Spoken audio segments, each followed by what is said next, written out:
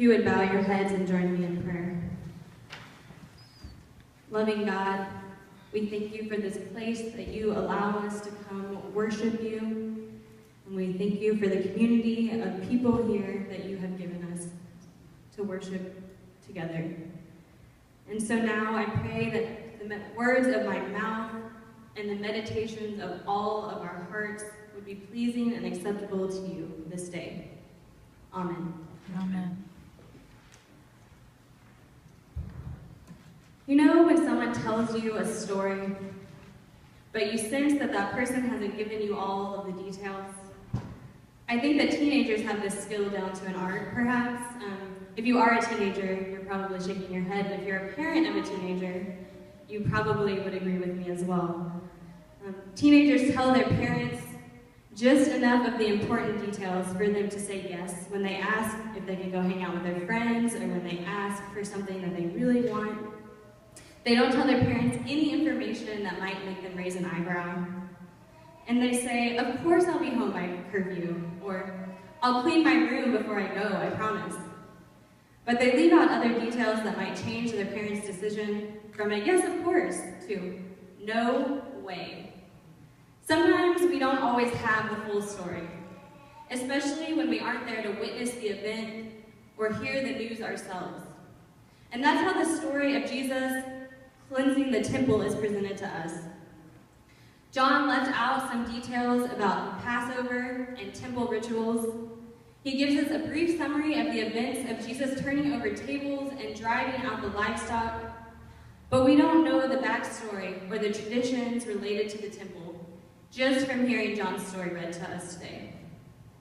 Whenever we hear the story of Jesus in the temple, we often assume that Jesus walked into the temple and his immediate anger was due to the presence of money changers and sellers of livestock.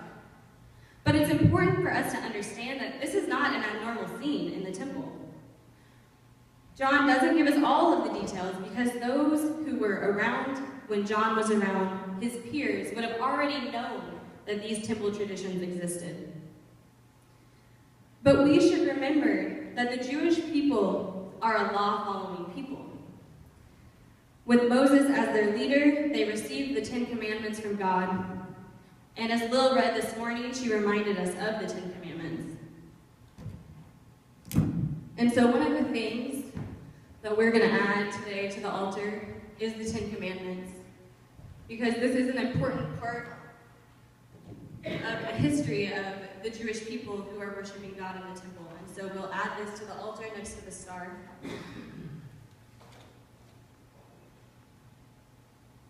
So we remember that the Jewish people coming to the temple to celebrate and worship God are people following the 10 Commandments. And they are also following other laws. There are laws covering everything from ritual sacrifices like those that would take place in the temple, to laws about marriage and family, and even rules about what could and could not be eaten. So the temple workers who sold livestock and exchanged money were following the laws of God. And as John tells us in the first verse that we read for today, Jesus is headed to Jerusalem because it is Passover. But Jesus wasn't the only person headed to Jerusalem. Many people were traveling great distances to the temple for Passover. And once people had completed their journey and arrived at the temple, they were going to need livestock to offer to God for sacrifice. But can you imagine if they had traveled the whole journey with the animals that they planned to sacrifice? Up and down dusty roads, with children to carry, and many, many miles to walk. That would make for an even longer trip had they brought the animals with them. And so many waited until they got to Jerusalem to buy their offering in the temple. And money had to be exchanged because people came from all different regions. Many coins that people used in their towns and villages had the faces of rulers on them, especially the Roman coin who had Caesar's face. None of these coins were allowed in the temple to purchase sacrifices for God. And so the money had to be exchanged before they could buy any livestock for the sacrifice. So just looking at the scene, nothing out of the ordinary is going on in the temple.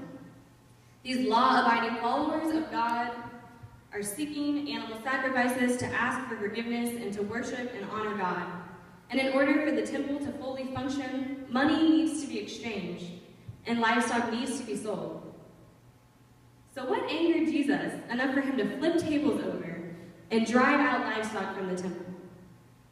Jesus caused chaos in the temple not because the events taking place were wrong, but because people's intentions were wrong. Ordinarily, the money changers and the livestock sellers would have been helping the temple to function properly. But the temple system had become corrupt. The money changers charged extra so that they could make a little money on the side, and the livestock sellers did the same. The people selling animals charged too much, and so those who did not have money were being exploited. They could not afford to buy the animals to sacrifice God, and so they could not worship God in the way that was expected of them, because they did not have money to pay for these animal sacrifices.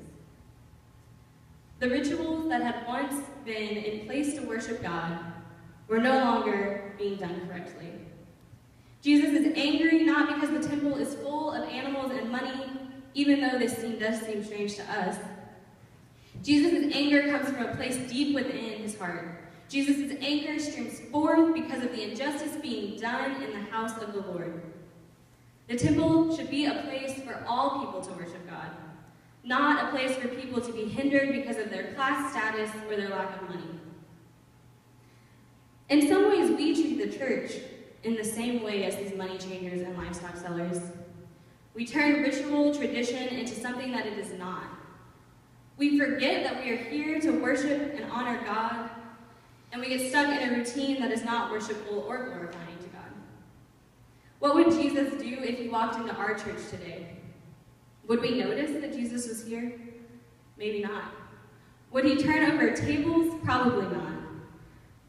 But I think that he would question our routines, and he would question the traditions that we hold dear to us.